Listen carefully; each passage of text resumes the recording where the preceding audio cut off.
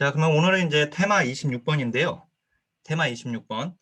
그 자선조직과 인보관 운동은 뭐 이건 뭐 그냥 나오는 거라고 보면 됩니다. 워낙 많이 나오고 저 그게 기초 표기만 그 출제 빈도만 보더라도 많이 나왔잖아요. 그죠? 사회복지직은 뭐 계속 나왔고, 그다음에 서울시, 그다음에 보호직에서도 문제가 나왔는데, 자, 이게 자선조직협회 인보관 운동은 우리가 사회복지 전체 역사 지난번에 공부할 때 혹시라도 강의 들으면서 소리가 작거나 하면은 바로 좀 알려주세요. 제가 바로 소리 키우도록 할게요. 근데 어떻든 이게 사회복지 전체 역사가 빈민법 이전, 그 다음에 빈민법 단계, 그 다음에 민간활동 단계가 그 다음에 들어왔잖아요. 그 다음 이제 사회보험 단계, 그 다음 복지국가 단계로 이어졌었거든요. 우리 역사 공부할 때 바로 이 민간활동 단계인데 민간들의 참여가 있게 됩니다. 근데 다양한 민간활동이 있는데 그 중에 우리한테 이제 실천의 역사와 관련된 것이 바로 자선조직 인보관이에요. 그래서 민간활동 시기를 지난번에 우리 역사 공부할 때 전문적 사회복지 실천의 출발이다라고 이렇게 표현을 했었거든요. 왜냐하면 이제 자선조직협회에서 개별사회사업, 그 다음에 우리 인보관 운동에서 집단사회사업, 그리고 이 둘에서 자선조직과 인보관이 지역사회 조직사업, 지금으로 이제 지역사회복지 실천이라고 우리가 얘기를 하는데, 그러니까 개별사회사업과 집단사회사업과 지역사회 조직사업, 우리 사회복지의 3대 방법론이라고 해요. 이걸 근데 이 3대 방법론이 지금 여기서 이제 출발하게 되거든요. 자, 그러면 자선조직협회부터 보겠습니다. 이게 과학적인 자선이다. 거기 태동 배경에 보면은 구빈 행정의 공동화 현상이라고 되어 있잖아요. 그러니까 이게 빈민법 단계 이후에 빈민법 단계 그 끝날 쯤에 영국에서 이제 산업화가 진전이 되었고 이 산업화로 인해서 다양한 문제가 등장했는데 구빈행정, 즉 공공부조 가지고는 그걸 대처할 수가 없게 돼요. 그래서 그걸 이제 구빈행정의 공동화다 이렇게 표현을 하게 되는데, 그러니까 이제 민간들이 막 이제 참여하게 됩니다. 근데 거기 보니까 런던에만 640여 개의 자선단체들이 난립했다라고 되어 있어요. 이렇게 공급 주체들이 많아지게 되잖아요.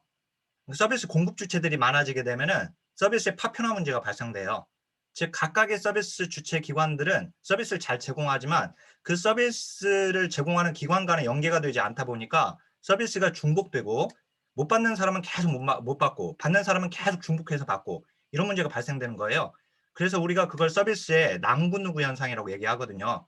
한쪽에서는 넘칠남자 구제구자, 하나는 또 셀루자 구제구자. 그래서 남구 누구 이렇게, 그러니까 중복과 누락의 문제가 발생됩니다. 그리고 이 자선단체 난립해서 서비스의 중복과 누락이라고 되어 있잖아요.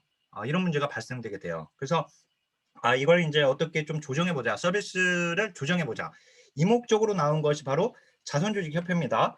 그래서 이제 영국에서 1869년 연도 알아야 돼요. 1869년 영국에서 자선조직협회가 만들어지게 돼요. 자, 그리고 미국에서는 1877년에 만들어지게 됩니다. 거기에 뭐 버팔로시 이런 거 아니어도 돼요. 뭐 거틴목사 아니어도 됩니다. 어떻든 미국이 이제 뒤늦게 만들어지게 되죠. 그러니까 영국이 먼저 만들어지고 그다음에 미국이 만들어집니다. 참고로 자, 여기 이 COS 이게 자선조직협회고 그다음에 SHM 인보관 운동인데, 자, 이 둘 다 영국이 먼저 만들어지고요. 그다음에 미국입니다. 그러니까 순서가 어떻게 되냐면 자선조직 다음에 인보관 운동이 나온 거고요. 그 다음에 영국 다음에 미국으로 간 겁니다. 이렇게 정리해야 돼요. 항상. 자, 그래서 요게 이제 연도를 한번 정리해 보면 영국은 1869년에 COS 나왔잖아요. 미국은 1877년입니다. 거기 나온 것처럼. 이따 인보관 운동을 보면은 영국이 1884년이에요. 그 다음에 여기가 미국은 1886년이에요. 만들어진 게. 그러니까 자선조직 다음에 인보관, 그 다음에 영국 다음에 미국으로 흘러갔다라고 이렇게 보면 되고, 그 다음에 이제 목적을 봐야죠. 목적 보니까 서비스의 조정입니다. 그죠? 서비스의 조정이에요. 이따가 인보관 운동은 서비스의 직접 제공이에요. 근데 여기는 서비스를 조정하는 겁니다. 그리고 사회적 기능을 증진한다는 말이 나오죠. 사회적 기능 증진. 이게 왜 그러냐면 이 COS에서는 문제 원인을 개인한테 봐요. 개인에게 있다. 사회 문제의 원인, 빈곤의 원인이. 그러니까 개인이 문제니까 어떻게 해야 돼요? 개인을 변화시켜야 돼요. 자, 이 개인을 변화시킨다는 말은 무슨 말이냐면 개인의 사회적 기능을 증진하는 거예요. 이게. 자, 반면에 인보관 운동은 사회 구조가 문제라고 봐요. 사회 구조. 사회 구조가 문제라고 보고 따라서 사회를 뜯어 고쳐야 돼요. 그래서 여기가 사회 개혁이거든요. 자, 사회 개혁. 사회를 개혁한다는 뜻은 사회 정의를 향상시킨다는 뜻이에요. 그래서 사회 정의 향상 이렇게 갑니다. 그래서 이제 이렇게 자손 조직과 인보관 운동을 이렇게 비교를 해야 돼요. 서로 이게 대별돼 가지고 비교를 해야 돼요. 자, 그리고 이제 거기 목적 보니까 계속 직접 돕는 것이 아니라 자선단체들을 과학적으로 통합 조정한다는 말이 나오잖아요. 즉 직접 돕는 것은 누가 하는 거예요? 직접 돕는 것은 인보관 운동에서 하는 거예요.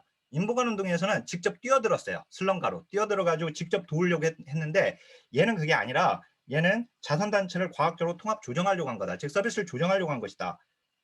그래서 거기에 구제 기능 간의 연락 조정, 그리고 우회 방문화를 활용해서 빈민을 교화하려고 했다. 왜 빈민을 교화하려고 했냐면은 빈곤의 원인은 그 빈민이에요. 그 개인이거든요. 빈민, 개인.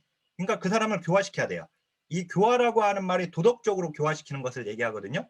그래서 이제 이따 밑에 나옵니다. 거기 이제 특징 보니까 독일에 엘버펠트 구빈제도가 있었어요.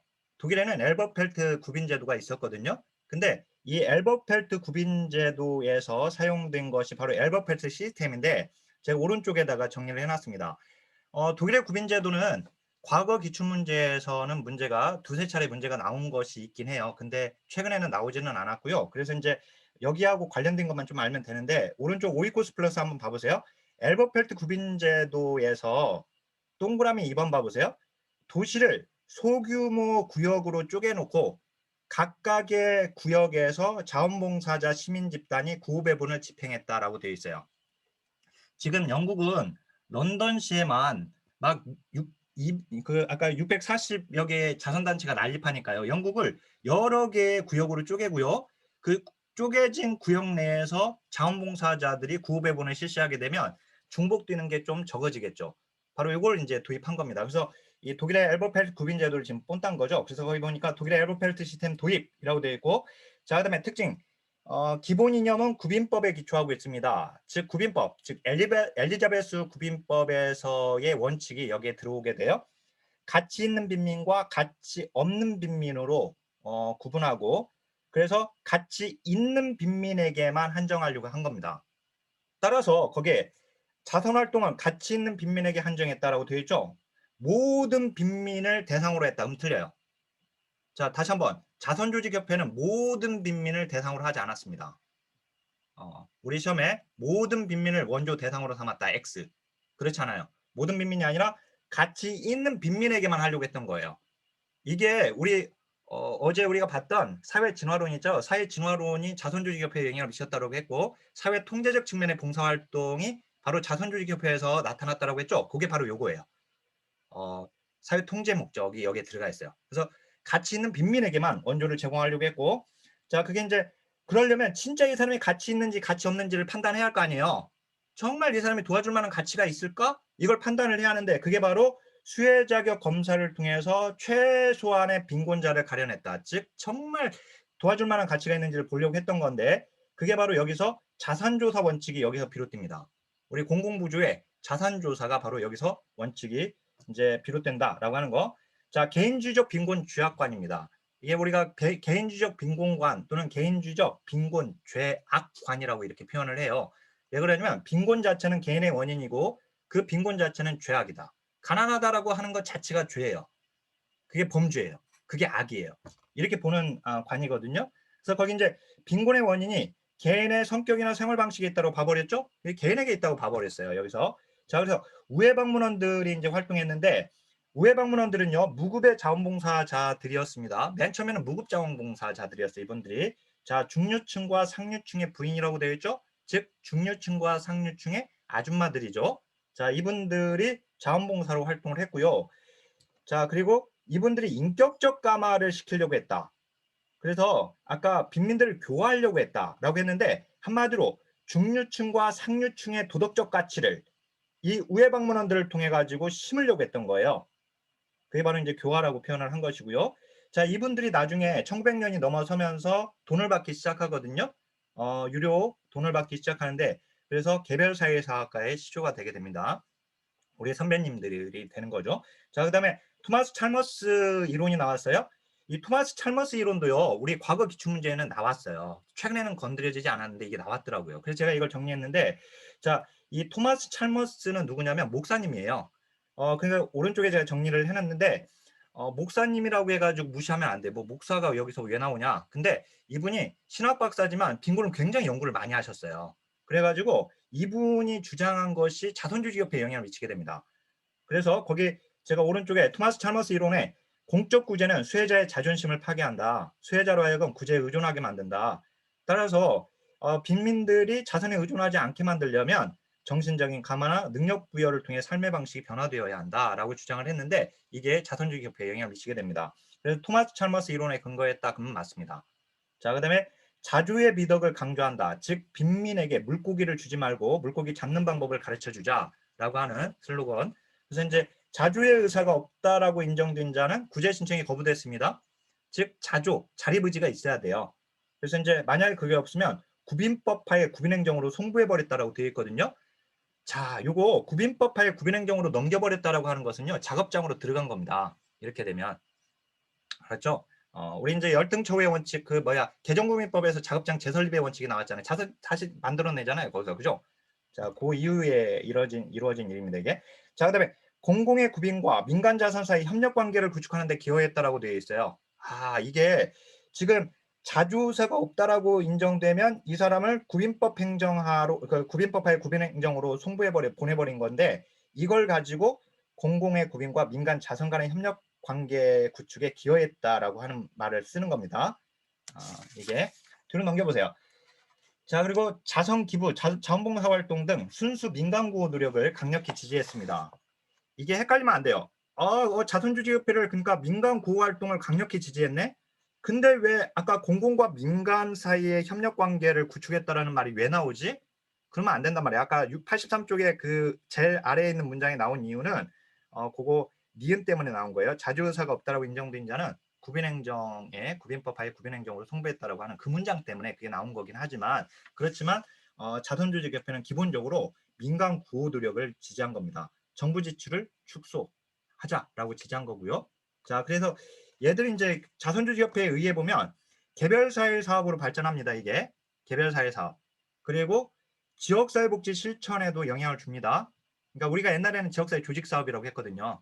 제가 학부 때는 저는 개별사회 사업, 지역사회 조직, 그러니까 집단사회 사업, 그 다음에 지역사회 조직사업으로 저는 공부했어요. 대학교 학생 사회복지학과 다닐 때는. 그러니까 옛날에 3대 방법론으로 공부했거든요. 저는. 그러니까 이게 지역사회 조직사업이 지금의 지역사회복지 실천입니다. 그리고 이제 이게 가족복지에도 영향을 미쳐요. 가족사회 사업에도, 가족복지에도. 자, 이게 COS는 나중에 가족복지협회로 바뀌어요. COS 자체가. 다시 한번 COS 자체가 나중에 가족복지협회로 바뀌어요. 그러니까 가족사회 사업에 영향을 줘도 많이 줬죠. 그죠? 네, 결국은. 그다음에 이제 사회조사 기술 발전에도 도모를 했다 되어 있고 우회방문원들이 조사 분석했다. 그다음에 여성들의 기여. 그다음에 자원봉사 활동 발전의 밑거름. 자, 그다음에 인보관운동 들어가 보죠. 인보관운동은 1854년에 데니스 목사가 주축이 돼가지고 옥스퍼드 캠브리지 대학 대학생들하고 같이 슬럼가로 뛰어든 겁니다. 자, 그러면 거기 1854년 데니스 목사가 나왔으니까 1854년이면 여기 봐보세요 화면. 여기 보면 아까 COS보다 앞선의 연도가 그죠? COS는 1869년이라고 했는데 인보관 운동은 데니스 목사님이 1854년에 먼저 시작했으면 그렇지 않습니다. COS가 먼저예요. COS가 먼저고 다만 여기서 데니스 목사를 제가 여기다가 거론한 이유는 토인비가 창시했다 이런 문제가 나왔거든요. 토인비가 창시한 게 아니라고 하는 걸 알려주기 위해서 제가 넣는 거예요. 어떻든 COS가 먼저예요. 이제 공식적으로 이제 나온 건 1869년이고 마찬가지로 인보관 운동도 이때 시작은 하지만 공식적인 건 1884년이에요. 그렇게 보면 그래서 이제 어떻든 데니스 목사가 주축이 되었다. 그래서 이제 나중에 바네트 목사님이 그걸 이제 개성합니다. 자, 최초의 인보관 1884년이고요. 토인비 홀입니다. 미국은 1886년이고요. 근린조합입니다. 자, 근데 미국의 근린조합 말고 그 아래 보니까 1889년에 헐하우스가 나왔어요. 자, 헐하우스. 자, 헐하우스가 미국 최초의 인보관이다. 그러면 틀립니다. 미국 최초의 인보관은 근린조합입니다.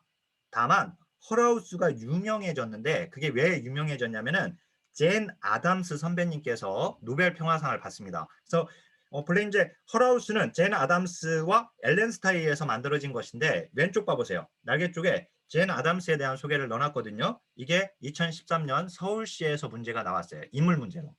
자, 헐하우스를 건립했으며 1931년 노벨 평화상을 받은 사람은 누구인가? 답은 젠 아담스가 답이었습니다. 맞죠? 그래서 젠 아담스 선배님께서 노벨 평화상을 받게 되면서 헐하우스가 유명해진 거예요. 근데 1889년 헐하우스 이게 이제 1급 같은 경우는 이 연도가 문제가 나와요. 그래서 제가 이거 이제 89 헌책을 판다고 팔았는데 89 잘못 팔아서 헐 이렇게 넣어놨고 자 목적 봐보세요. 목적 보니까 서비스를 직접 제공이죠. 아까 자선조직협회는 서비스의 조정 이 대별해서 알아야 돼요. 자 그리고 아까는 사회 기능 증진이지만 여기는 사회 정의 향상 그죠?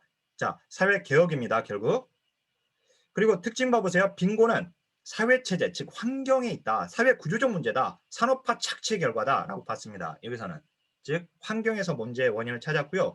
그래서 일하는 모든 사람이 이 기관에서 숙식을 함께하며 생활했다라고 하는 거. 그리고 아까는 물고기를 잡는 방법을 가르쳐주지 말고 물고기를 주지 말고 물고기 잡는 방법을 가르쳐주자라고 했죠. 근데 이번에는 자선도 아니고 친구도 아니고 참된 이웃을 이라는 슬로건을 걸었어요. 알았죠? 자선도 아니고 친구도 아니고 참된 이웃을 이렇게 했죠. 참된 이웃. 그래서 이제 대학생과 지식인층이 중심이 되었고요. 주축이 아까 우회방문원이지만 중류층과 상류층의 부인들인 우회방문원이지만 여기는 대학생 그리고 지식인 젊은 지식인이 주축이 되었다. 그리고 결국 그 지역으로 뛰어들었거든요. 슬럼가로 빈민가로 뛰어들어 버렸어요. 아예. 그래서 빈민들하고 함께 생활하면서 그들에게 집단 활동도 실시합니다. 그래서 이게 집단사회사업의 이제 효시가 되게 되는데 여기가 그리고 연구를 합니다. 지역 조사 연구를 하게 되는데 이게 이제 연구조사예요. 아까 자선조직협회하고 비교해 보면 자선조직협회는 아까 뭐였죠? 자산조사였어요. 거기는 자산조사. 알았죠? 근데 여기는 연구조사. 이렇게 대별. 자, 의회 보니까 집단사회사업의 효시, 지역사회복지실천에 영향을 줍니다. 얘도. 자, 집단사회사업, 그 다음에 지역사회복지 실천에 영향을 미쳤다. 그 다음 권한부여 모델의 이념적 근원이다. 이거 중요해요. 우리 인파워먼트 모델, 강점 관점, 권한부여, 역량 강화 모델은 우리 시험에 굉장히 잘 나와요. 근데 개의 기원이 이념적 근원이 바로 인부간 운동이에요. 인부간 운동으로부터 시작하고 있어요. 지금. 자, 소외계층에 대한 권한부여를 주장했다. 3에 올라와 있는데 레저던스 거주죠. 리서치 이제 연구조사고 리폼은 이제 개혁입니다. 사회개혁 이렇게. 자 왼쪽에 날개 쪽 가보세요. 비교한 거. 자 비교한 거 그거 COS와 그 다음에 SHM 비교한 거 거기 이제 연도하고 그 다음 자 그걸로 한번 정리 다시 한번 해보세요. 네. 근데요 지금 이게 뭐냐면은 이걸 이궤도 접근이라고 해요. 실천에서 우리가 이궤도 접근.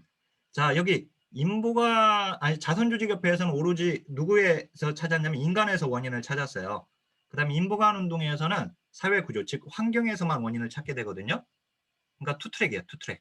그래서 투트랙 어프로치 이걸 이궤도 접근이라고 합니다. 이궤도 접근. 오로지 자선조직은 인간에게서만 그 다음에 인보관 운동에서는 환경에서만 찾았거든요. 그래서 이궤도 접근이고 이걸 이제 인간과 환경을 묶어버린 거 이걸 묶어버린 거 이게 바로 이제 환경 속의 인간이 되는 겁니다. 여기가 이제 환경 속의 인간 이게 이제 통합방법론이 되는 거예요. 그러니까 얘는 지금 이궤도 접근은 통합방법이 아닙니다. 이거는 이제 이게 통합방법이에요. 여기가 환경 속의 인간이 돼야지 통합적 방법론이 됩니다. 방법론. 통합적 방법. 인간, 환경 모두 다 균형 있게 보겠다라고 하는 뜻이거든요. 이게 환경 속의 인간은 인간과 환경 어느 하나의 원인으로만 보지 않고 얘들을 균형 있게 보겠다. 어떤 비행 청소년이 있으면 걔의 성격적 결함만 보는 게 아니라 걔의 가정 환경, 걔를 둘러싼 그 환경도 동일한 비중으로 같이 봐주는 거예요. 걔가 왜 그렇게 비행에 빠져들었을까와 관련해서 이렇게. 그래서 이제 이게 통합적 접근인데 자 여기까지입니다. 자 그러면 이게요 우리 자 이게 논란이 됐었던 적이 있어요. 한번 봐보세요. 여기 17번 봐보세요. 이게 2020년 문제 말고 이게 논란이 됐었던 적이 있는데 그 문제가 여기다 안 나네. 이번에 나온 거네. 이거는 이번에.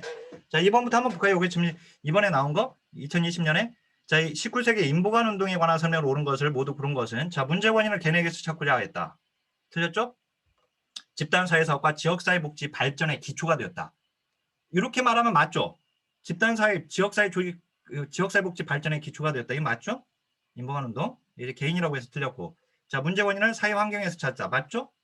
그죠? 원주의 중복하면 서비스의 조정이니까 자선조직협회죠. 그래서 니은과 디귿이 맞습니다.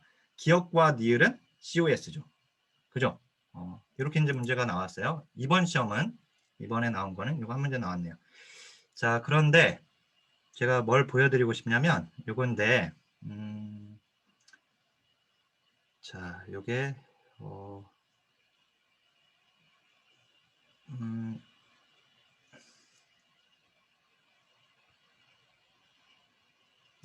잠깐만요.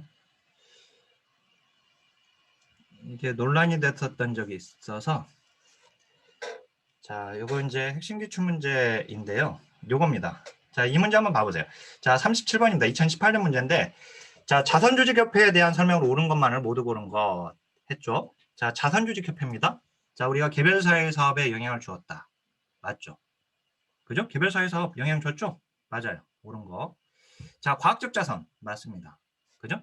그 다음에 사회조사, 기술 발전 맞습니다. 맞아요. 자, 근데 이제 요거 디귿이 이 디귿 문제. 이 문장 때문에 기역 니은 니을이 답이거든요. 여기서.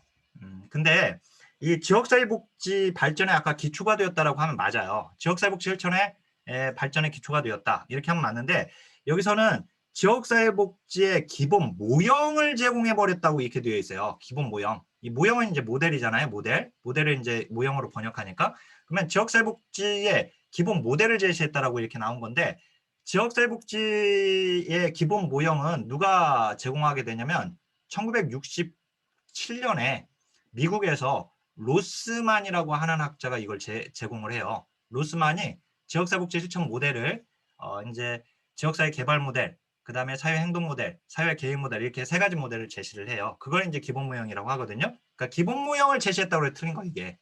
근데 이제 이게 된다 안 된다 해가지고 이게 논란의 여지가 막 뭐 이의 제기를 할 수 있다 없다 했는데 받아들여지지 않죠, 그렇죠? 그래서 답은 어떻든 기역, 니은, 니을이 되게 됐습니다. 자, 그러면 계속해서 보죠. 어쨌든 이건 무조건 나오는 겁니다. 자선조직 인보관 운동은 더군다나 사회복지직은 뭐 그냥 나온다고 봐야 돼요. 자, 그러면 이제 85페이지로 가서 진단주의, 기능주의는 3순위라고 되어 있죠. 중요도 좀 떨어집니다. 공부하실 때 거기 제가 3순위라고 해놓은 것은 조금 뭐 이게 좀 힘을 빼고 공부하셔도 상관없어요. 예. 자, 거기 이제 맵을 봐보세요. COS 우리 실천의 역사도 거기 맵에다가 한번 정리를 해봤습니다. 그거 봐보세요. 사회복지 실천의 역사는요. 거기 보면 COS, SHM, COS가 개별사회 사업, 개별사회 사업이에요. 그 다음에 산업이 아니라 그 다음에 집단사회 사업. 그 다음에 이 둘이 지역사회 복지에 영향을 줬다. 그죠? 근데 이게 실천의 역사는 이제 COS의 역사거든요. 개별사회 사업이 이제 쭉 오게 되는데 거기 개별사회 사업의 우회 방문원들이 무급이었다가 유급으로 바뀌게 돼요. 언제 1900년에. 그리고 나서 이분들이 유급으로 바뀌니까 1915년에 플렉스너라고 하는 의과대학 교수가 사회사업 전문직 아니다라고 결론을 내버려요. 그래서 이제 그 주제 발표를 하게 되는데 그러니까 우리가 이제 졸지에 전문가가 아니게 돼버렸죠. 그러니까 1917년 그 메리 리치몬드 보이죠? 메리 리치몬드 선배님께서 사회진단이라는 책을 집필을 합니다. 1917년 이 사회진단이라는 책이에요. 이게 책 이름인데 이 책을 집필하면서 프로이트의 정신분석 이론을 그대로 답습해버려요.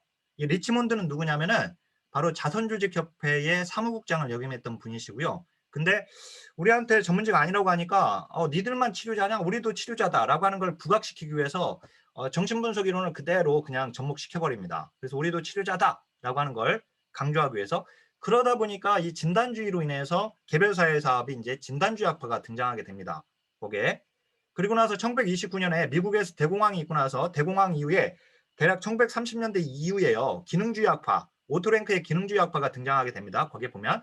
그래서 이제 이 진단주의 학파와 기능주의 학파, 즉 우리 개별 사회사업이 이렇게 둘로 찢어진 거예요. 한마디로 우리 선배들이. 그래서 찢어져서 서로 싸워요. 25년간 대립하게 되고요. 각자 서로를 전문가로 인정하지 않습니다. 서로를 인정하지 않고 심지어는 진단주의 학파에서는 기능주의 학파 학교를 나온 사람들을 채용하지 않아요. 기능주의 학파도 진단주의 학교를 나온 사람들을 채용하지 않아요. 서로. 그러고 그러다가 이제 그걸 묶어버린 것이 1957년에 펄만 여사가 본래 진단주의 학파의 학자인데 이 펄만 선배님께서 문제 해결 모델, 즉 케이스업 문제 해결 과정이라는 책을 집필하면서 문제 해결 모델을 제시하고 이 문제 해결 모델로 진단주의와 기능주의의 이걸 혼합해버려요. 즉 논쟁을 종식시킵니다.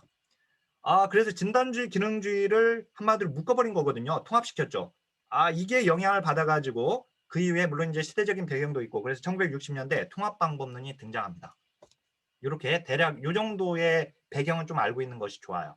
그래서 우리가 선생님들 우리가 베버리지 제가 공부할 때 우리 베버리지 선배님이 사회복지의 아버지라고 제가 말씀드렸는데 정책에 그다음 이제 실천의 어머니 사회복지 어머니 하면 메리 리치몬드 선배님이에요. 그래서 제가 85쪽 날개 쪽에다가 메리 리치몬드 선배님에 대해 소개해놨는데 아까 제인 아담스가 인물 문제에서 나왔던 것처럼 리치몬드 선배님도 문제가 과거의 기출문제가 나오긴 했어요. 사회 진단을 집필하는 사람은 누군가 이게 나온 적이 있어요. 과거 옛날에. 근데 이제 그래도는 좀 알고는 있었으면 좋겠다. 인물 문제 나오면 나와야 할 사람이잖아요. 그다음에 이제 거기 이제 진단주의, 기능주의가 여러 차례 과거에 나왔었는데요. 그거 보면 진단주의 학파는 자 거기 리치몬드 나와 있고요. 그 다음에 프로이트 이론으로 생각하면 됩니다. 이건 완전히 그냥 프로이트 이론을 그냥 접목해버렸기 때문에 그래서 거기 클라이언트의 생육사 과거잖아요. 과거 생육사니까 과거 그죠? 과거 그 다음에 프로이트 그 다음에 과거 그 다음에 치료의 주체는 누구예요? 전문가예요. 전문가인 사회복지사 이렇게 그 다음에 이건 질병의 심리학 그 다음에 의료적인 모델을 사용했죠. 진단이라고 하는 것이 의료적인 모델이잖아요. 그게 그 다음에 특징에 보니까 진단 치료 사회복사는 치료자라고 되어 있죠. 반면에 이제 기능주의를 봐보세요. 기능주의는 오토랭크입니다. 오토랭크가 1930년대 이후에 자 클라이언트의 현재 경험을 통해 문제를 해결한다. 그래서 클라이언트의 내부 힘, 셀프 윌, 그 셀프 윌, 자기 의지로 나오기도 합니다. 시험에 자기 의지. 이 자기 의지 밑줄 그어보세요. 그래놓고 뭐라고 적냐면 치료자와의 분리라고 적으세요. 자, 클라이언트와 치료자의 분리를 강조해요. 여기서는. 자, 치료자와 클라이언트의 분리. 자, 클라이언트가 자기 의지가 있기 때문에 치료자한테 끌려가면 안 되고 치료자로부터 분리되어야 한다라고 하는 걸 강조합니다. 그 다음에 여기는 지금 이곳. 치료의 주체가 누구예요? 전문가가 아니라 클라이언트 자신이다라고 봐버리죠. 성장의 심리학 그리고 치료 대신에 원조라고 하는 말을 써요. 원조. 그거 낙관적 인간관. 자 그리고 사회복사와 클라이언트는 서로 동등한 관계. 제가 거기 파란색으로 칠한 거 있죠. 걔들이 논점으로 나와요. 시험에. 그걸 주로 알고 있으면 됩니다. 그거 가지고 바꾸니까 양쪽을. 그 다음에 그 85쪽 제일 아래를 봐보세요. 거기 이제 공무원 시험에서도 나왔고 뭐 1급에서도 이건 여러 번 나오는데 이제 그린우드가 1957년입니다. 연도는 그린우드가 1957년에 전문직 속성이라고 하는 논문을 발표해요. 이 논문이 왜 발표하냐면 아까 제가 전체 역사에서 플렉스너가 우리한테 플렉스너라고 하는 사람이 누구냐면 의과대학 교수거든요. 1915년에 우리한테 니들 전문직 아니야 라고 얘기를 했는데 우리가 그 이후에 이제 전문직으로서 갖춰야 할 것들을 열심히 노력을 했어요. 선배들이. 그리고 나서 1957년에 그린우드가 이제 우리가 진짜 전문직일까 하고 이제 다시 조사를 했는데 전문직이려면 거기 5가지를 가지고 있어야 하는데 결론은 뭐냐? 이 5가지를 우리가 모두 가지고 있다라고 결론을 내립니다. 근데 우리 시험은 이 그린우드가 제시한 이 5가지가 뭐냐 이렇게 물어봐요. 그래서 거의 외우는 방법은 이 권을 승인해 주는 것은 전문직의 문화일지는 모르지만 윤리적으로 문제가 있다. 이렇게 외우시고요. 넘겨보세요. 이제 86페이지로 가겠습니다. 86페이지에 사회복지 실천 현장에 대한 이해인데 이게요. 이것도 이제 과거에 문제가 2번 나왔었어요. 2014년 이전에는 문제가 과거에 2문제가 나온 적이 있었어요. 이게 부산시하고 울산시에서 문제가 나왔거든요. 그 다음에 2012년에 사회복지직에 나왔죠. 그러니까 옛날에 부산, 울산에서 문제 나왔고 그 다음에 2012년에 사회복지직에 나오더니 2018년 서울시 보호직에서 문제가 나와졌습니다. 기초표기 보이죠? 그 표 바로 위에. 자, 사회복지 실천 현장 분류는요. 거기서 먼저 기관 기능 목적에 따라서 1차, 2차로 나뉩니다. 1차 현장이냐, 2차 현장이냐. 그 다음에 기관의 주체, 자, 운영 주체 또는 재원 조달에 있어서 공공이냐, 민간이냐. 이제 공공은 이제 국립이 붙겠죠. 앞에 국립 이런 게 붙게 돼요. 근데 어떤 공공이냐, 민간이냐. 그 다음에 이윤 추구 여부에 따라서 영리냐, 비영리냐. 자, 근데 우리 그 사회복지 제공주체 관련해서 맨 처음에 그 첫날 공부할 때 제가 영리와 비영리는 모두 다 민간에 들어간다고 했습니다. 그죠? 예, 비영리는 본래 공공과 민간이 섞인 부분인데 비영리는 민간에 들어갑니다. 그래서 민간은 영리와 비영리로 나뉘고요. 그 다음에 서비스 제공 방식에 따라서 행정기관이냐, 그 행정기관이 간접 서비스 기관이에요. 그 다음에 서비스 기관이냐, 그 서비스 기관이 직접 서비스 기관입니다. 근데 서비스 기관은 다시 둘로 나뉘어요. 거기 생활시설이냐 이용시설이냐로 나뉘어요. 주거 서비스 제공 여부에 따라서 이렇게 나뉩니다. 자, 그간에 우리 시험에 나왔던 것들이 먼저 거기 우선은 이제 1차, 2차 현장은 최근에 나왔죠? 옛날에 안 나왔다가 자, 1차, 2차 1차 현장은 서비스 제공, 사회복지 서비스를 제공하기 위한 것이 1차적인 목적인 곳이 1차 현장입니다. 자, 다시 한번 기관의 설립 목적 1차적인 목적이 사회복지 서비스를 제공하는 게 목적인 1차적인 목적인 기관이에요. 근데 2차 현장은 사회복지 서비스를 제공하는 것이 2차적인 목적이죠. 그러니까 그래서 교육이나 의료, 행정 업무를 담당하는 기관이지만 사회복지사의 개입이 부분적으로 이루어지는, 즉 2차적으로 이루어지는, 1차가 아니라 2차적으로 이루어지는. 그래서 2차 현장을 잡는 게 중요합니다. 1차는 많으니까 2차를 잡아요. 2차. 2차 보니까 학교, 의료기관, 뭐예요? 병원. 병원이죠? 병원. 그 다음에 교도소. 그 다음에 보호관찰소. 보호관찰소 여기 들어갑니다. 그 다음에 이제 읍면 동사무소. 우리 이제 여기에 우리 사회복지 전담공무원이 근무하긴 하지만 거기 2차입니다. 1차 현장이 아니라. 그 다음에 기업. 그 다음에 보건소. 이런 것들이 다 2차 현장입니다. 보육시설, 어린이집. 예. 자, 그 다음 서비스 제공 방식 봐보세요. 행정기관이냐 서비스 기관이냐. 즉 행정기관이 간접 서비스 기관, 서비스 기관이 직접 서비스 기관인데 행정기관은 회자로 끝나는 것들은 다 행정기관이에요. 회, 끝에가 회로 끝나는 거. 보니까 한국사회복지협의회, 그 다음에 사회복지공동모금회 이렇게 회자로 끝나는 것 다 간접입니다. 즉 행정기관입니다. 그리고 회자로 끝나지 않았는데 특히 이제 간접 서비스 기관인 거 자원봉사센터 보이세요? 자원봉사센터 그거 조심하세요. 자원봉사센터는 간접입니다. 그거. 그리고 자 서비스 기관 직접 서비스 기관 보니까 자 거기서 특히 이제 조심하실 거 거기 이제 그 지역자활센터 보이시죠? 마지막 지역자활센터 끝이 센터로 끝나지만 직접 서비스 기관이고 지역아동센터도 여기에 들어갑니다. 당연히 지역아동센터도 여기 서비스 기관입니다. 지역아동센터, 지역자활센터, 지역아동센터 이런 것들 다 여기 들어가요. 자, 그리고 이제 주거 제공 여부 생활시설이냐 이용시설이냐 주거를 제공하면 이제 생활시설입니다. 근데 이용시설은 클라이언트가 자기 집에서 거주하면서 이용하는 시설입니다. 네, 조심하실 게 거기 생활시설에 쉼터 있죠? 청소년 쉼터는 생활시설입니다. 이거 많이 헷갈려 해요. 쉼터, 이용시설 아닙니다. 조심하시고. 그 다음에 이용시설 봐보세요. 이용시설에 보면 주간보호시설 있죠? 주간보호시설은 시설로 끝나니까 생활시설일 것 같지만 그렇지 않아요. 단기보호시설, 주간보호시설은 다 이용시설입니다. 단기 또는 주간보호시설 이런 것들 다 이용시설이에요. 조심하시고. 네. 자, 왼쪽에 이제 민간이냐 공공이냐 민간이냐 한번 보시고요. 자, 그다음에 87쪽으로 가볼게요. 87쪽 사회복사의 역할입니다. 1순위죠? 잘 나와요. 이것도 잘 나와요.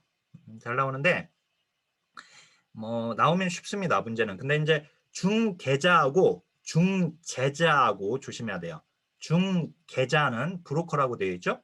자, 중계자는 의뢰, 연결, 연계, 소개 나오면 다 중계자예요.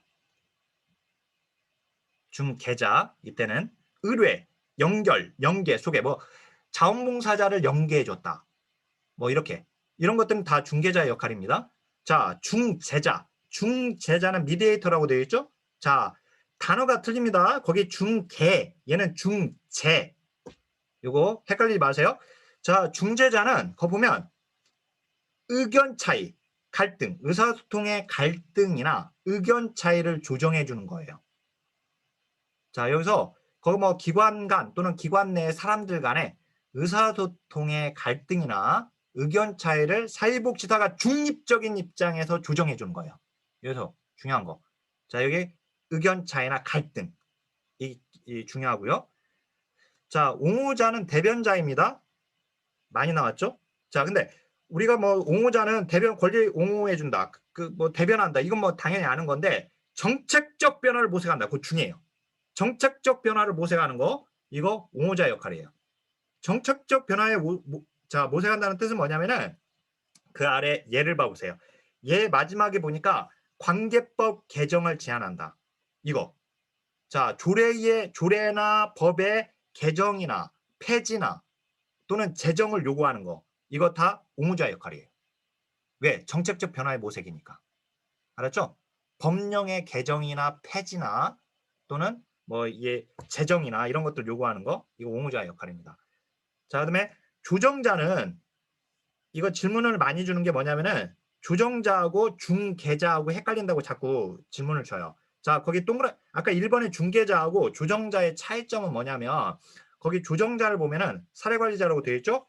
자, 클라이언트의 욕구를 사정하고 자, 거기 서비스 전달을 연결하는 거. 자, 연결하는 것은 중개자의 역할이기도 하죠. 근데 조정자는 연결뿐만 아니라 서비스를 조정해 주는 거예요. 알았죠? 조정 동그라미 하세요. 조정 동그라미 하고 왜 조정할까요?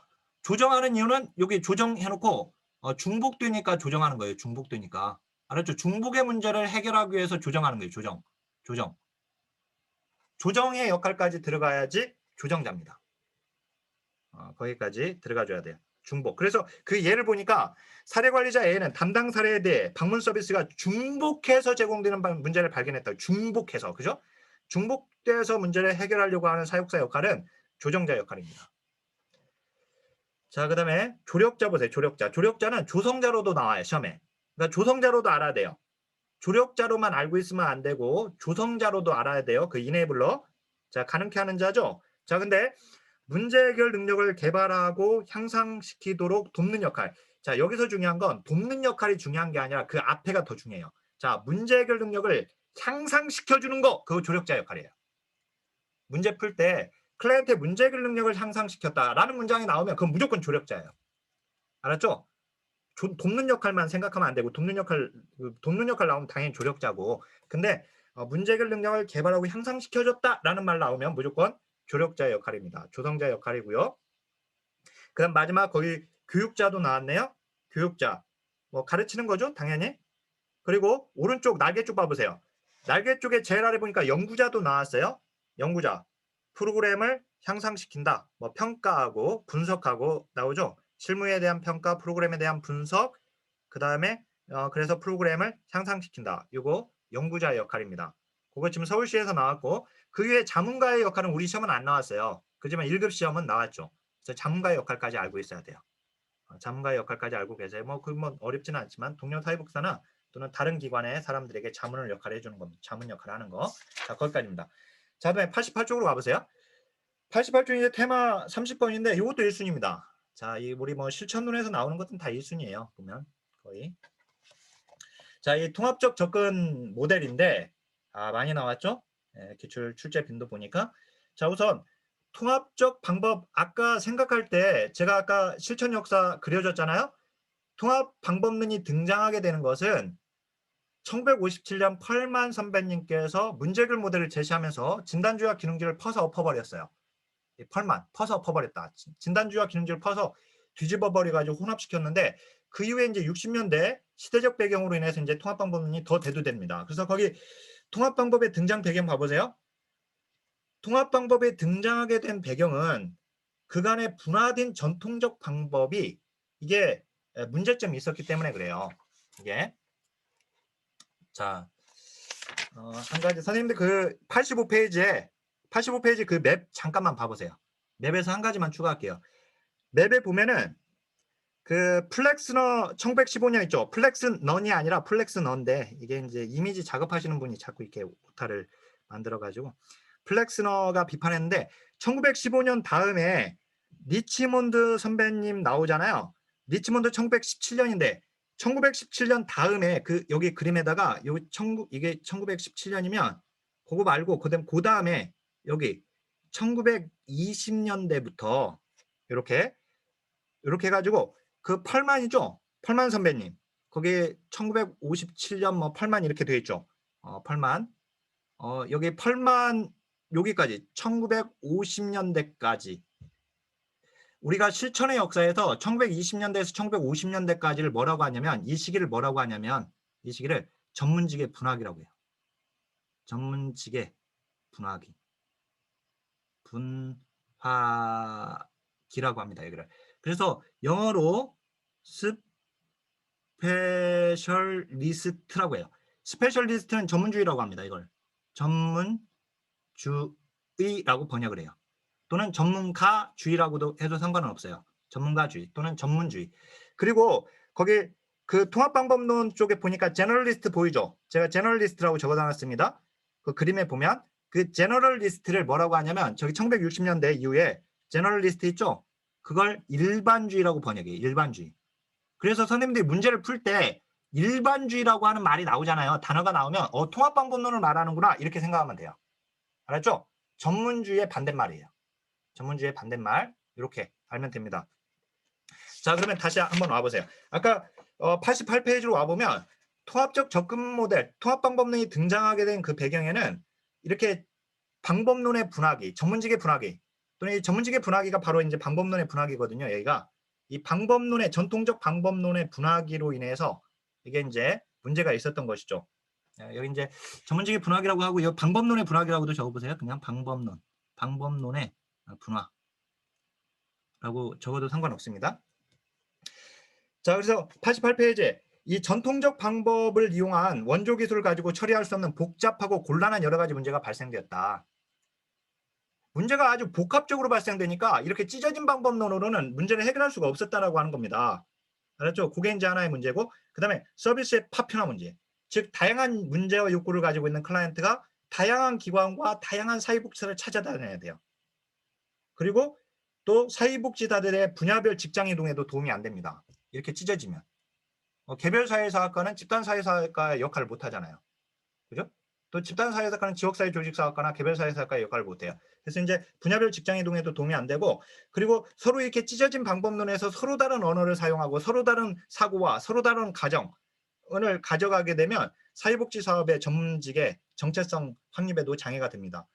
그리고 이제 중요한 것은 우리가 개발한 모델은 아니지만 체계 이론과 생태 체계 이론이 등장했다는 거예요. 이 이론을 우리가 접목해요. 이걸 가져와요. 그래서 이걸 통합방법론에 이용을 합니다. 그래서 거기 나오는 일반주의 실천 나오죠. 제너럴리스트 접근. 예, 이렇게 나와요. 거기 전문적 방법을 지향, 즉 전문가주의, 스페셜리스트가 아니라 그렇게 하기보다 각 방법의 공통성, 통합성을 지향하는 것이다. 그죠? 즉 다양한 이론과 모델, 기법을 자유롭게 활용하게 하려고 해요. 통합방법에서는. 그리고 다양한 개입의 초점, 미시에서 거시까지. 이게 바로 이제 체계이론을 접목해가지고 이런 말을 쓸 수 있게끔 되게 되죠. 그 다음에 이제 영역별 전문가 사이의 의사소통을 촉진시킨다. 아까 전문직의 분화기로 인해서 또는 방법론의 분화기로 인해서 이렇게 찢어진 이런 전문가들 사이의 의사소통을 촉진한다. 그래서 통합시키려고 한다. 라고 하는 겁니다. 자, 근데 날개 쪽 봐보세요. 날개 쪽은 아까 지금 일반주의 실천, 즉 그 제너럴리스트는 제너릭 어프로치거든요. 이 제너릭, 자 일반적 접근 또는 이걸 유니테리 어프로치라고 되어 있죠. 그 단일화 접근이라고 되어 있죠. 이거 다 통합 방법론을 얘기해요. 그래서 선생님들이 문제 풀 때 뭐 일반적 접근, 일반주의, 단일화 접근 그거 나오면 다 통합 방법론이에요. 그 용어 자체가. 알았죠? 근데 아까 이궤도 접근, 걔는 통합 방법이 아니죠. 이궤도 접근은 아까 COS와 SHM이었습니다. 자, 88페이지 제일 아래 또 통합적 실천을 특징 짓는 주요 요소. 그 맥마은이 나왔는데 사람 이름은 몰라도 됩니다. 근데 이게 이제 통합적 방법은 생태 체계적 관점을 유지합니다. 즉 체계론적 관점이죠. 그 다음에 포괄적으로 문제에 초점을 둔다. 즉 일반주의적 접근입니다. 그 다음에 다양한 수준에 접근한다. 즉 다중체계 개입이다. 그 다음에 이론과 개입 방법과 모델에 있어서 개방적 자세를 취한다. 그걸 우리가 절충주의라고 해요. 절충주의. 그 다음에 문제 해결 과정. 그 동그라미 5번에 문제 해결 과정 있잖아요. 그게 누가 만든 거냐면 펄만이 만든 거예요. 펄만. 아까 문제 해결 모델. 알았죠? 그게 문제 해결 모델이에요. 문제 해결 모델. 그러니까 펄만 선배님은 진단주의와 기능주의 그걸 통합시킨 그 배경이 있어요. 펄만의 경험이 있어요. 이게 이제 사회복지사 대회에 갔는데 그 접수처에서 진단주의 학교 나온 사람, 기능주의 학교 나온 사람 따로 분류를 해요. 접수처에서. 그래서 의자를 다르게 앉히게 하거든요. 펄만이 거기서 충격을 받습니다. 아니 우리가 사회복지 하는 사람들이 왜 이렇게 찢어져야 돼 우리가. 그래서 이제 거기서 이제 이걸 묶어버리려고 시도했던 거예요. 그래서 거기 진단주의든 기능주의든 둘 다 문제 해결 과정 아니냐. 문제 해결 과정에서 이 진단주의적 접근이 필요하면 진단주의적 접근을 하고 기능주의적 접근이 필요하면 기능주의적 접근을 하면 되는 것이지. 이렇게 생각했던 거예요. 그래서 문제 해결 과정이 바로 공통 요소를 끄집어냅니다. 자, 다음에 89페이지 와보세요. 제일 위에. 통합적 접근의 주요 이론에 통합적 방법론의 기본적인 이론, 토대 이론이 뭐냐? 환경 속의 인간. 첫 번째. 이중적 관점이라고 되어 있죠? 이중적 초점. 듀얼이라고 하는 이중이 바로 인간과 환경을 의미해요.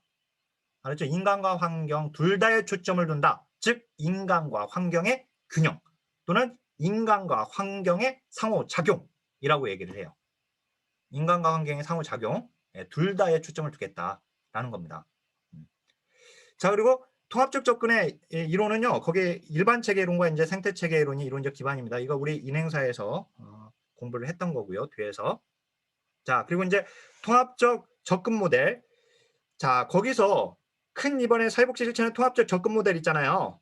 그죠? 이거 다 1970년대 나온 모델이에요. 1970년대. 핑커스와 미나안의 4체계, 컴튼과 갤러웨이의 6체계. 그 다음 오른쪽 봐보세요. 오른쪽 보니까 저메인과 기터만의 생활 모델, 골드스타인의 단일화 모델. 이거 다 1970년대 모델입니다. 알았죠? 그거 다 1970년대 모델이고 다만 이제 그 89페이지 그 아래 날개 쪽 아래 보면 펄만의 문제 해결 모델 나오는데 펄만의 문제 해결 모델은 거기 개요에 보니까 1957년 케이스웍 문제 해결 과정이라는 책을 집필하면서 이게 소개가 되었거든요. 1957년에 나온 겁니다. 얘는 1950년대 모델이죠. 그죠? 네. 이게 서울시에서 2013년에 1970년에 등장한 통합 모델을 고르시오. 그때 문제가 이렇게 나왔어요. 그래서 거기 핑커스와 미나안의 4체계, 컴튼과 갤러웨이의 문제 해결 모델 이렇게 나왔거든요. 그때. 그건 이따가 설명할게요. 그 용어는. 예. 그 다음에 이제 저메인, 그 다음에 골드스타인. 1970년대 그대로 나와서 기억니은 디그니엘이 모두 맞았는데 자, 이제 한번 보죠. 핑커스 미나안의 4체계 모델부터 보죠. 자, 이 모델에서 사회복사의 초점 체계. 그러니까 핑커스와 미나안 선배님들은 사람 이름 알아합니다. 여기. 자, 핑커스와 미나안은 사회복지사는 이 체계들 사이의 상호작용에 초점을 둬야 한다. 라고 얘기했어요. 이 체계들 사이의 상호작용에 초점을 둬야 한다. 근데 그때 말하는 체계가 뭐냐? 비공식, 공식, 사회적 지원 체계입니다. 외워야 돼요.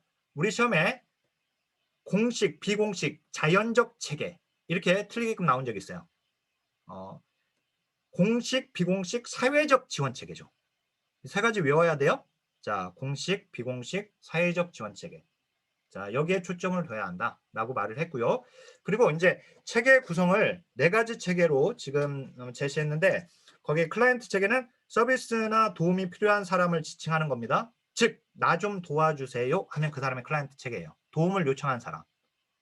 도움을 요청한 사람이 클라이언트 체계입니다. 그리고 변화매개 체계는 사회복지사뿐만 아니라 사회복지사를 고용하고 있는 기관이나 조직도 돼요. 그거 중요합니다. 자, 다시 한번. 우리가 변화매개 체계를 사회복지사만 생각하기가 쉬운데 그게 아니라 사회복지사를 고용하고 있는 기관이나 조직도 변화매개 체계다라고 하는 사실 반드시 알아야 돼요. 거기. 네. 자, 그리고 표적 체계. 표적 체계는 변화매개 체계가 이제 변화시키고자 하는 개인이나 집단 조직을 의미합니다. 거기. 자, 그리고 행동 체계는 변화매개 체계가 표적 체계를 변화시킬 때 함께 행동하는 사람들이에요. 그래서 행동 체계라고 되어 있는 거예요. 자, 뭐 거기까지는 어려움이 없습니다. 그런데 이제 거기 그 표의 오른쪽 봐보세요. 오른쪽에 보니까 자, 체계들 간의 중복 여부. 이게 우리 시험에 나와요. 뭐 1급에는 안 나오는데 우리 시험은 나와요. 우리 공무원 시험은. 잘 나오는데, 잘 나오는 편이에요. 자, 거기서 클라이언트 체계와 표적 체계, 그것도 표직이라고 해놨네요. 표적 체계, 표적 체계, 그리고 변화매개 체계와 표적 체계는 중첩됩니다. 그 중첩된다는 뜻이에요. 그 등호 표시 해놓은 게. 그리고 또 클라이언트 체계와 행동 체계, 표적 체계와 행동 체계는 중첩됩니다. 자, 그렇게 알아야 돼요. 자, 무슨 말이냐면, 자, 한번 봐보세요, 이제. 선생님들이 외울 때 이렇게 외우면 좋아요. 공부할 때. 자, 나 좀 도와주세요 하는 사람이 클라이언트 체계라고 했죠? 그럼 나 좀 도와주세요 하는 사람이 누구한테 도움을 요청했을까요? 당연히 변화매개 체계한테 요청을 했겠죠? 그죠? 변화매개 체계는 사회복사나 사회복사를 고용한 기관입니다. 자, 그러면 변화매개 체계가 변화시킬 표적이 발생되는 거죠, 그러면. 그죠? 근데 변화매개 체계가 표적 체계를 변화시킬 때 그냥 하지 않고 혼자 하지 않고 함께 행동하는 사람이 있다. 이렇게 뭐 순서가 있는 건 아닌데 이렇게 암기를 해놓으면 좋다 이거예요. 암기할 때. 알았죠? 이렇게 암기를 해보세요. 클라이언트 체계가 변화매개 체계한테 도움을 요청했다. 그러면 변화매개 체계가 변화시킬 표적이 발생된 거고 함께 행동하는 사람들이 있다. 이렇게. 그래 놓고 얘와 얘, 얘와 얘, 얘와 얘, 얘와 얘가 중첩될 수 있다. 이겁니다. 자, 그러면 선생님들이 문제를 풀 때에는 어느 체계와 어느 체계는 항상 중첩된다. 항상 일치한다면 틀립니다. 항상 일치하면 뭐로 이렇게 네 가지로 구분해요. 구분할 필요가 없지. 그죠? 하나로 하면 되지. 그러니까 항상 일치하는 건 틀립니다. 그러면 근데 일치할 수 있다 또는 중첩될 수 있다면 이제 맞는 거예요. 일단은 기본적으로. 이게 만약 기억이 안 나면 알았죠? 이렇게 뭐가 이렇게 중첩되는 게 기억이 안 나면 무조건 항상 일치한다면 무조건 틀린 것이고 당연히 틀렸고 그다음에 이제 뭐가 일치될 수도 있다라고 하면 중첩될 수 있다 그러면 맞는 거예요. 근데 일치되지 않는다 그러면 좀 의심해봐야 돼요.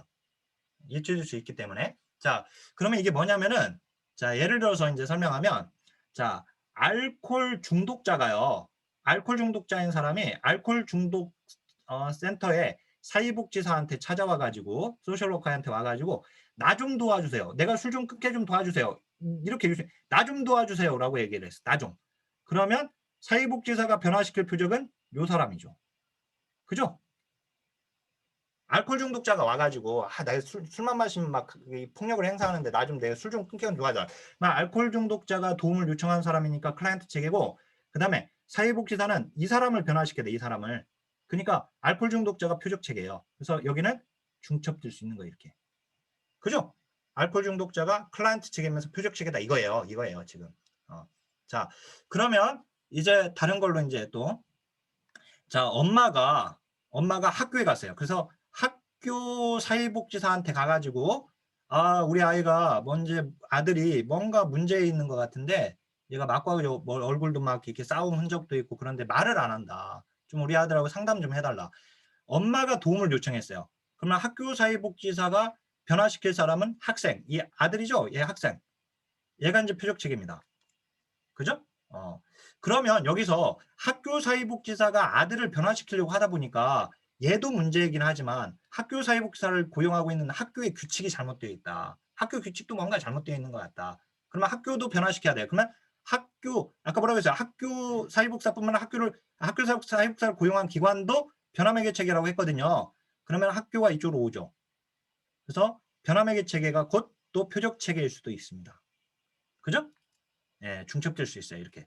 자, 그러면 또 엄마가 지금 클라이언트 체계지만 학교 사회복지사가 이 아들을 변화시킬 때 함께 행동할 사람들은 누구냐면 얘네 가족과 또는 얘네 친구, 그 다음에 얘 담임 선생님 뭐 다 될 수 있겠죠?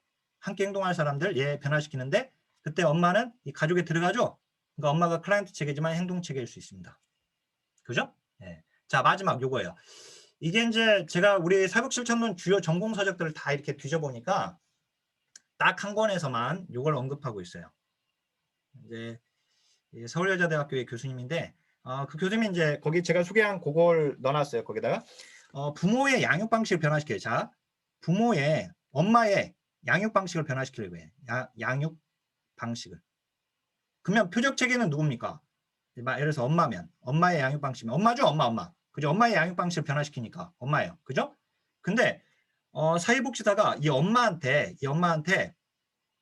양육 방식을 어떻게 했을 때, 양육 방식을 이렇게 저렇게 해봤을 때 아이가 어떤 변화를 보이는지를 엄마한테 관찰하라고 한다면 엄마가 행동체계가 되는 거예요. 엄마한테 관찰하라고 하면. 알았죠?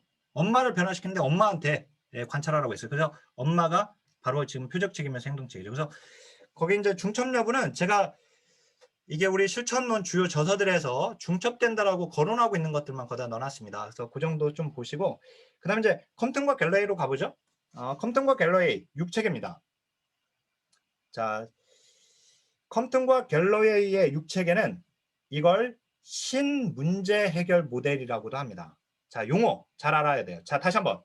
컴튼과 갤러웨이의 6체계 모델을 컴튼과 갤러웨이의 신문제 해결 모델이라고도 합니다. 알았죠? 근데 거기 신문제 해결 모델 있죠? 거기다가 신자를 이렇게 가로치세요. 이렇게 신자를. 자, 제가 지금 컴튼과 갤러리의 신문제 해결 모델이라고도 하고 이걸 그냥 신자를 빼버리고 그냥 컴튼과 갤러리의 문제 해결 모델이라고도 합니다. 알았죠? 네, 용어. 왜 신문제 해결 모델이라고 신자를 붙였냐면 오른쪽에 있는 펄만의 문제 해결 모델, 그 날개 쪽에 펄만의 문제 해결 모델이 57년에 먼저 나왔기 때문에 그것과 구분하기 위해서 신문제 해결 모델이라고 하는 겁니다. 그런데 그냥 신자 빼버리고 컴튼과 갤러리의 문제 해결 모델이라고 해도 맞습니다. 알았죠? 서울시 문제에서는 컴튼과 갤러리의 문제 해결 모델이라고 나왔어요. 그러니까 70년대 모델이죠. 만약에 그걸 펄만의 문제 해결 모델이라고 했으면 50년대 모델이 되죠. 이해됐죠? 예, 거기까지. 그러면 거기 컴튼과 갤러웨이는 펄만 선배님의 문제 해결 모델에다가 체계론을 접목시켜서 만든 것이 6체계 모델이에요. 발전시킨 거죠. 그러니까 그래서 이제 거기 6체계 모델은 즉 컴튼과 갤러웨이의 문제 해결 모델은 핑커스와 미난의 4체계에다가 두 가지 체계를 추가시킵니다. 전문가 체계와 또는 전문 체계라고도 하고 그 다음에 의뢰 응답 체계입니다. 이 두 가지를 추가시킵니다. 자, 전문가 체계는 거기 나오는 사회복지사의 전문가 단체, 교육 체계 뭐 이렇게 나와 있는데 협회나 학회가 전문가 체계입니다. 자, 반면에 의뢰 응답 체계는 자, 의뢰 응답 체계는 다시 둘로 나뉩니다. 의뢰 체계와 응답 체계로 구분할 수가 있습니다. 그러면 이게 두 개로 나뉘어버리면 그러면 7체계네? 7체계라고 하지는 않습니다. 6체계라고 합니다. 그냥. 예. 의뢰 응답 체계가 즉 문제인식 체계라고도 하는데 이걸 의뢰 체계, 응답 체계로 나뉘는데요. 근데 그렇다고 이걸 7체계라고는 하지 않습니다. 6체계라고 하고 그다음에 의뢰 체계를 보니까 법원이나 경찰, 외부 전문가 등 서비스를 요청한 사람 아까 서비스를 요청한 사람 나 좀 도와주세요 라고 한 사람 누구였어요? 클라이언트 체계였죠. 그죠? 핑커스와 미난의 4체계에서는 클라이언트 체계였죠? 그잖아요. 아까 클라이언트 체계였는데 여기서는 이 의뢰 체계라고 해놨어요. 즉 강제로 보내줄 수 있는 사람들이에요. 이게 강제로 서비스를 요청하긴 했지만 이 사람들은 강제로 클라이언트를 보낼 수 있는 사람들, 그러니까 그 표적 체계로 보낼 수 있는 사람들인데 거기 자 서비스를 요청한 사람 의뢰 체계고 의뢰 체계의 요청 강요에 의해서 서비스 기관으로 보내어지는 사람을 응답 체계라고 합니다. 거기 응답 체계 이렇게 자 이해됐죠? 그러면은 다시 한번 말씀드리면 이제 정리하면 지금 핑커스와 미나는 이게 지금 4체계입니다. 우리 지금 이거 공부한 거 그죠? 4체계 지금 여기다가 두 가지를 추가시킨 거죠? 그죠? 이 두 가지 전문가 체계와 그 다음에 의뢰 응답 체계 또는 이걸 문제인식 체계라고 지금 했어요. 근데 의뢰 응답 체계를 다시 둘로 나눈다고 했죠? 의뢰 체계와 응답 체계로 지금 나눈 거죠. 예. 그리고 얘들 모두가 뭐예요? 이 모두가 이게 6체계입니다. 그러니까 6체계에는 핑커스와 미난의 4체계가 포함되고 더 두 개가 더 있는 거예요. 이렇게 이렇게 알고 있어야 하고 그러면 오른쪽에 잠깐 그 오른쪽만 날개만 보고 잠깐 쉬겠습니다. 그 89페이지 제일 위에 날개 쪽에 통합적 접근문의 저메인과 깃터만의 생활 모델 있죠? 저메인과 깃터만의 생활 모델은 그림으로 그리면 간단해요.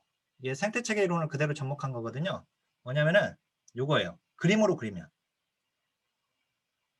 인간의 욕구 그리고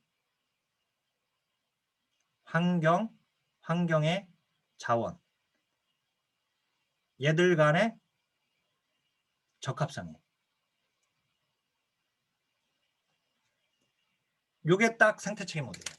생태체계 이론이거든요. 이게 생태체계 이론을 그대로 접목한 것이 생활 모델입니다. 그래서 이제 거기 생활 모델 나와 있고, 그 다음에 골드스타인의 단일화 모델 있죠?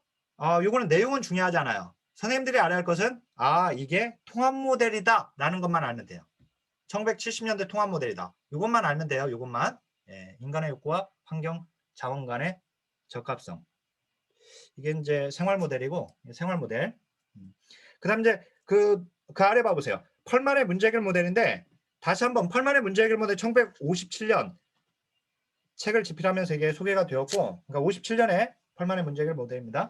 근데 거기 양가로 2번 보면 이게 진단주의와 기능주의를 묶어버린 거예요. 펄만의 문제 해결 모델. 그래서 이걸 외울 때 한마디로 진단주의와 기능주의의 논쟁을 종식시킨 모델이거든요, 이걸. 그래서 펄만이니까 우리 밥 다 되면 이제 밥 퍼서 없잖아요. 콩밥이나 이런 것들 하면. 그러니까 잡곡밥 하면. 그러니까 이제 한마디로 진단주의와 기능주의를 퍼서 엎어버린 거예요, 다. 혼합시킨 거예요. 통합시켜버렸습니다. 요거.